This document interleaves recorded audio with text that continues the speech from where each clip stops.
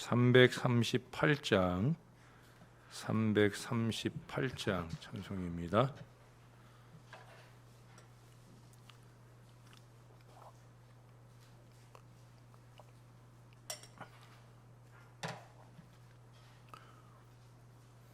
내 주를 가까이 하게 하문 십자가 짐 같은 고생이나 내 일생 소원은 늘 찬송하면서 주께도 나가기 원합니다. 내 고생하는 것 옛 야곱이 돌베개 베고 잠 갔습니다. 꿈에도 소원이 늘 찬송하면서 주께도 나가기 원합니다. 천성에 가는 길 험하여도 생명길 되나니 은혜로다. 천사 날 부르니 늘 찬송하면서 주께도 나가기 원합니다. 야곱이 잠 깨어 일어난 후 돌단을 쌓은 것 본받아서 숨질 때 되도록 늘 찬송하면서 주께도 나가기 원합니다.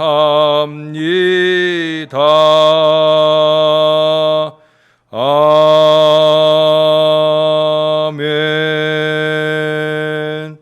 그 다음 찬송 한 장 더 합니다. 339장 찬송입니다. 내 주님 지신 십자가 우리는 앉을까? 네게나 있는 십자가 내게도 있도다. 내 몫에 태인 십자가 늘 지고 가리다. 그 멸류관을 쓰려고 저 천국 가겠네. 저 수정 같은 길에서 멸류관 벗어서 주 예수 앞에 바치며 늘 찬송하겠네.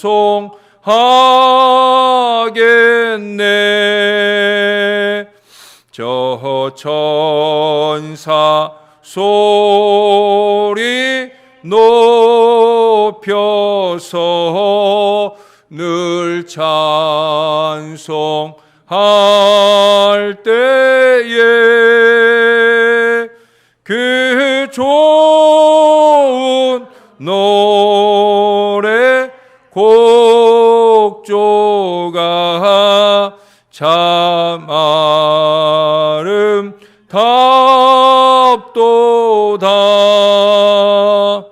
그 면류관 너 귀하고 부활도 귀하다.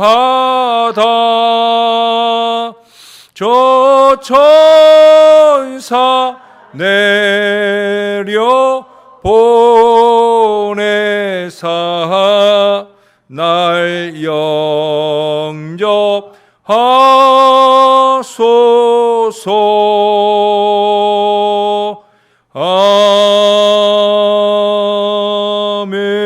아멘. 기도하겠습니다.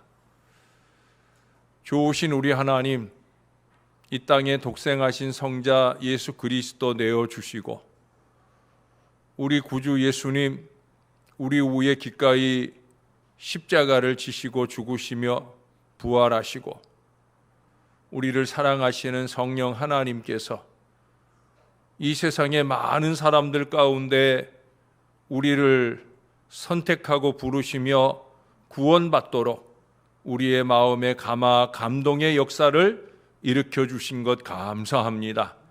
이제는 그 은혜에 보답하며 우리의 차례입니다. 우리가 겸손히 주님 지신 십자가 지고 주님 따라갈 믿음을 늘 가질 수 있게 도와 주시옵소서. 무엇이 우리 주님을 기쁘시게 하는가 하는 것을 기억하면서 최선을 다하는 저와 이 모든 주의 자녀들 되도록 인도해 주시옵소서. 우리의 구주가 되시는 예수님의 이름으로 기도합니다. 아멘. 이사야 53장 오늘 4절 말씀부터 마지막 12절까지의 말씀을 보겠습니다. 이사야 53장 4절부터 12절까지 말씀입니다. 한 절씩 교독을 합니다. 12절 말씀은 같이 읽겠습니다. 그는 실로 우리의 질고를 지고 우리의 슬픔을 당하였거늘 우리는 생각하기를 그는 징벌을 받아 하나님께 맞으며 고난을 당한다 하였노라.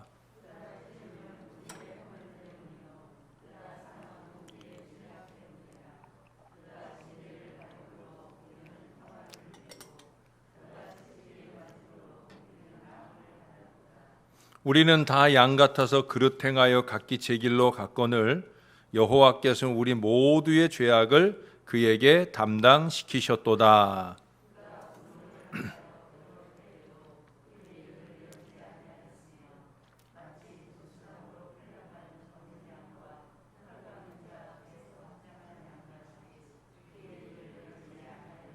그는 곤욕과 신문을 당하고 끌려갔으나 그 세대 중에 누가 생각하기를 그가 살아있는 자들의 땅에서 끊어짐은 마땅히 형벌받을 내 백성의 허물 때문이라 하였으리요.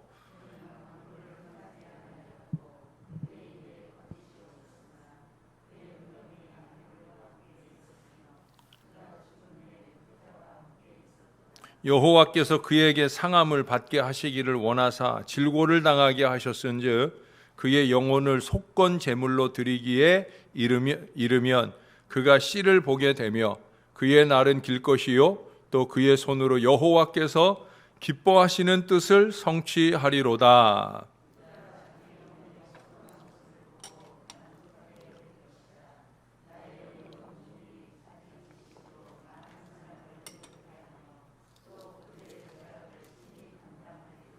그러므로 내가 그에게 존귀한 자와 함께 몫을 받게 하며 강한 자와 함께 탈취한 것을 나누게 하리니 이는 그가 자기 영혼을 버려 사막에 이르게 하며 범죄자 중 하나로 헤아림을 받았음이니라.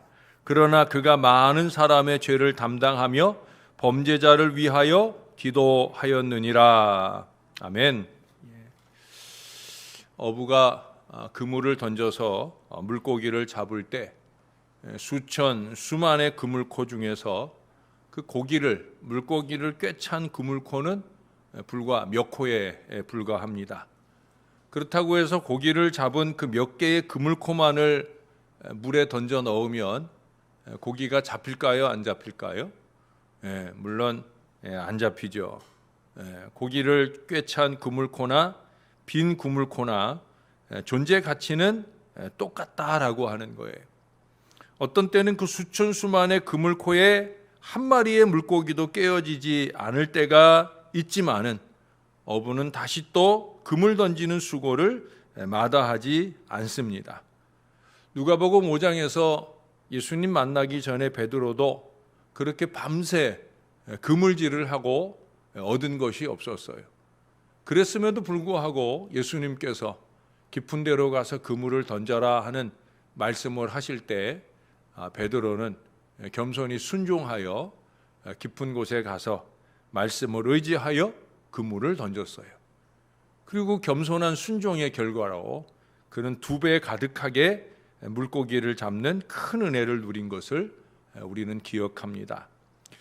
저는 우리 예수님께서 그물과 같다 하는 생각을 하곤 합니다. 왜? 예수님께서는 구원받을 소수를 위해서만 고난받고 죽은 것이 아니시다라는 거예요. 오늘 12절에도 보면 예수님의 보혈은 모든 사람, 심지어 모든 범죄자를 위해 흘려졌고 예수님은 여전히 이 범죄자들을 위한 기도의 그물을 던지고 계시다라고 하는 거예요.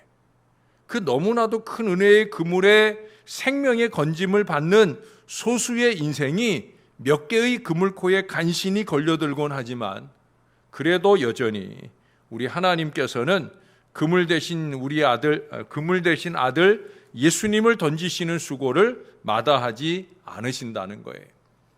전에 제가 그 덕분에 이 수어를 여러분들에게 말씀드릴 때 예수 그리스도와 유사하다. 예수 그리스도는 예수 그리스도 한다고 그랬죠. 물론 이제 예수하고 이 그리스도의 시자를 넣기도 하는데 보통 찬양할 때는 이렇게 예수 그리스도 합니다. 예수라는 말의 수어는 뭐겠어요? 이게 예수예요. 가운데 손가락으로 양 가운데를 가르치는 것. 예수님의 대표적 이미지는 못 박힌 손이라는 거죠. 거기에서 흐르는 피입니다. 그 피가 나를 용서하고 나를 구원할 수 있는 능력의 생수가 되시는 거예요. 우리 주님의 피가 흐른 십자가를 통해 여기 오늘 5절 말씀에 우리의 허물, 우리의 죄악의 사함과 우리의 평화, 우리의 나음에 대한 분명한 보장이 이루어지게 되었다는 거예요. 그러나 이 거대한 사랑과 용서와 은혜의 그물이 우리를 향해 쉼없이 던져진다고 해도 이 십자가의 모양처럼 우리의 믿음에 더하기가 없다고 하면 그 십자가를 나를 위한 것으로 끌어안는 신앙의 고백이 더해지지 않는다라고 하면 우리는 구원의 그물에 걸린 생명의 사람이 될 수가 없다는 거예요. 물고기는 그물에 걸리면 죽지만 우리는 그물에 걸려야 삽니다. 그물에 걸려야 사는 거예요. 이 예수 그리스도 십자가 고난에서 제일 중요한 게 여러분은 뭐라고 생각하십니까? 이 예수님의 십자가 고난에서 제일 중요한 우리 예수님의 성품은 순종과 겸손입니다. 거기 여러분 6절, 7절을 한번 볼까요? 우리는 다 양 같아서 그릇 행하여 각기 제 길로 갔거늘 여호와께서는 우리 모두의 죄악을 그에게 담당시키셨도다. 그가 곤욕을 당하여 괴로울 때에도 그의 입을 열지 아니하였으며 마치 도수장으로 끌려가는 어린 양과 털 깎는 자 앞에서 잠잠한 양같이 그의 입을 열지 아니하였도다. 여러분 양이 털 깎이는 걸 보셨습니까?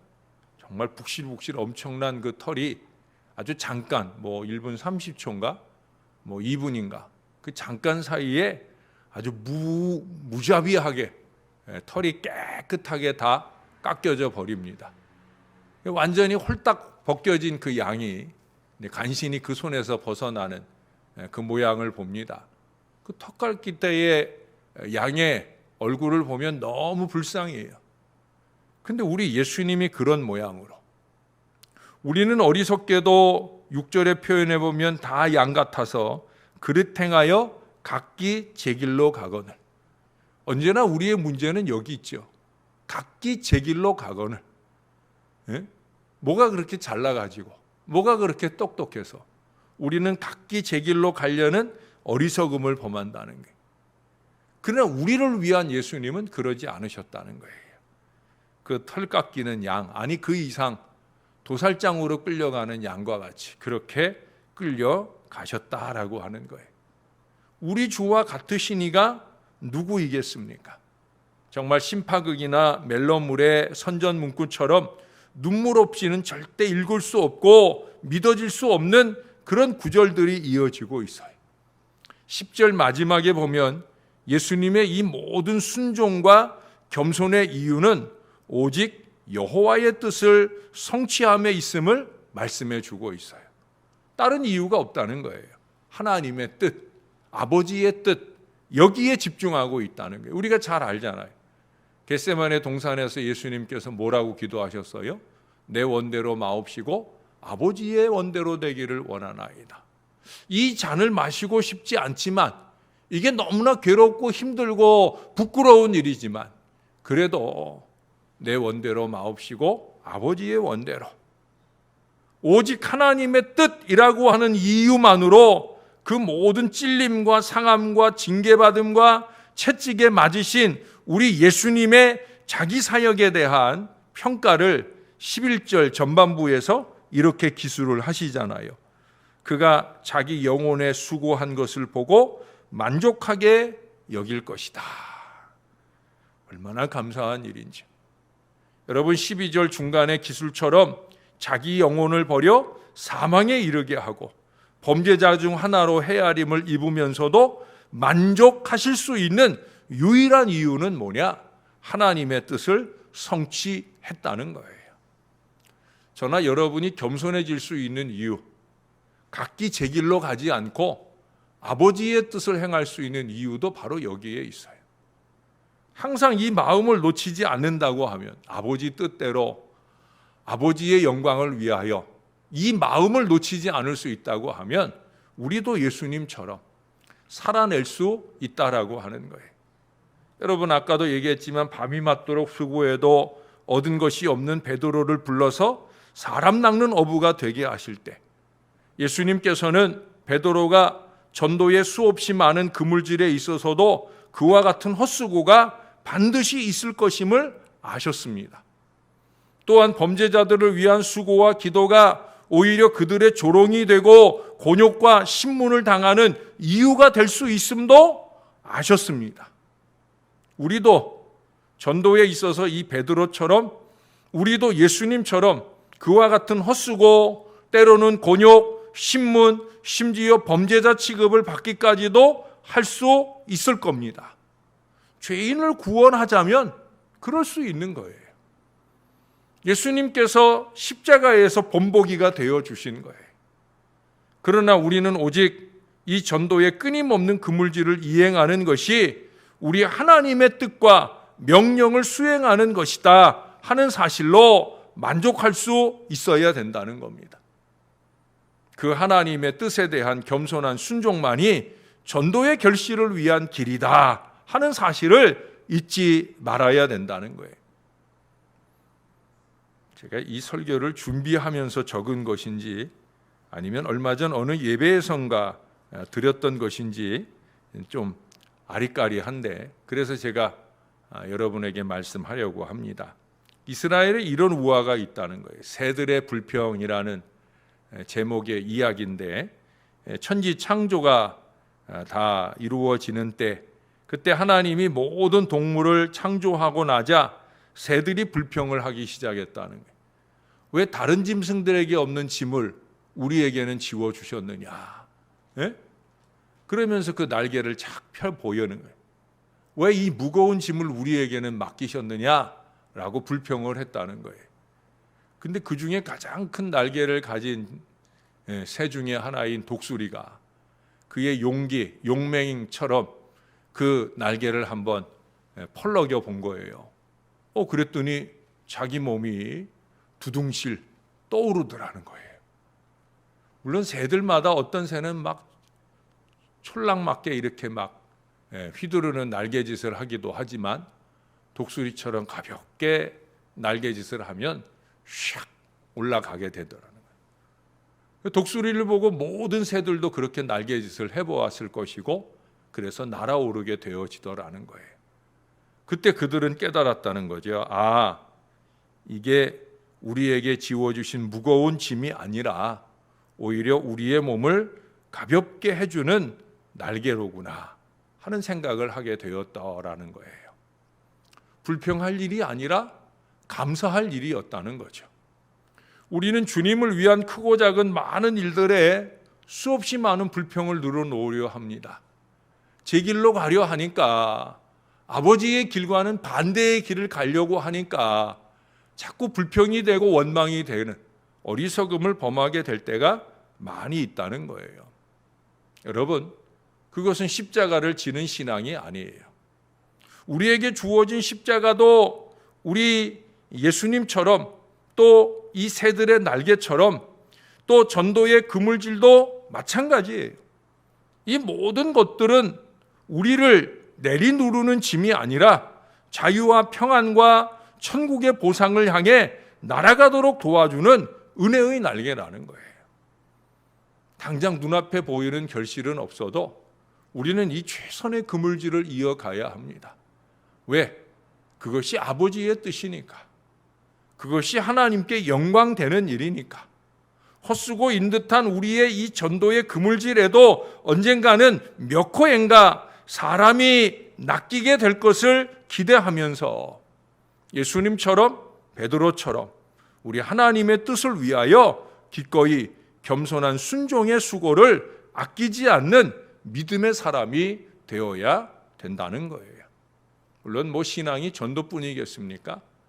그물 얘기를 하다 보니까 전도 얘기도 하게 되는 거지만 전도만 아니라 크고 작은 우리의 많은 헌신도 마찬가지예요.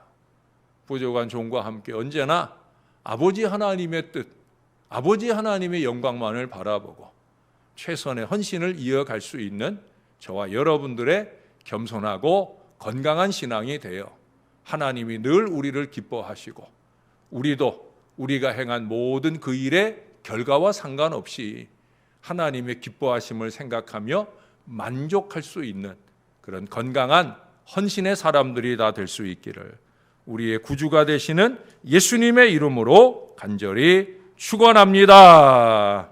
기도하겠습니다. 좋으신 아버지, 우리를 위해 예수님 내어주신 건 너무 감사합니다.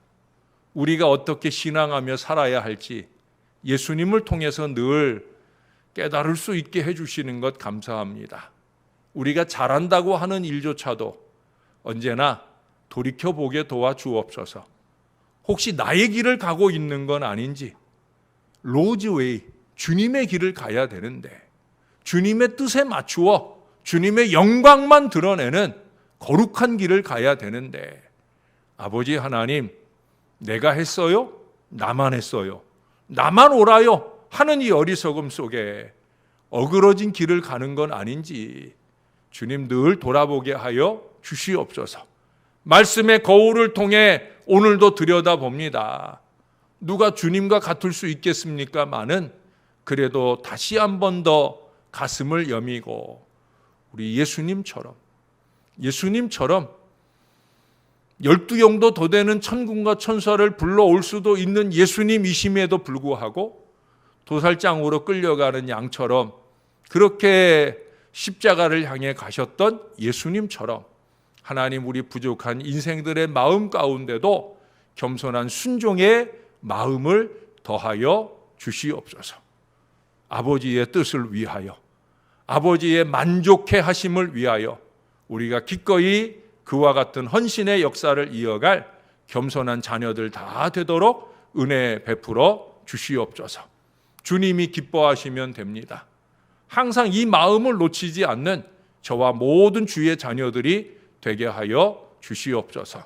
무더운 날씨 가운데 주의 영광을 위하여, 교회의 부흥을 위하여 전도의 그물질을 이어가는 손길들을 꼭 기억하시고 하나님께서 기뻐하시옵소서. 당장 코로나19로 인해 보이지 않는 결실로 낙심하지 말게 도와주시고 아버지께서 일하시리라.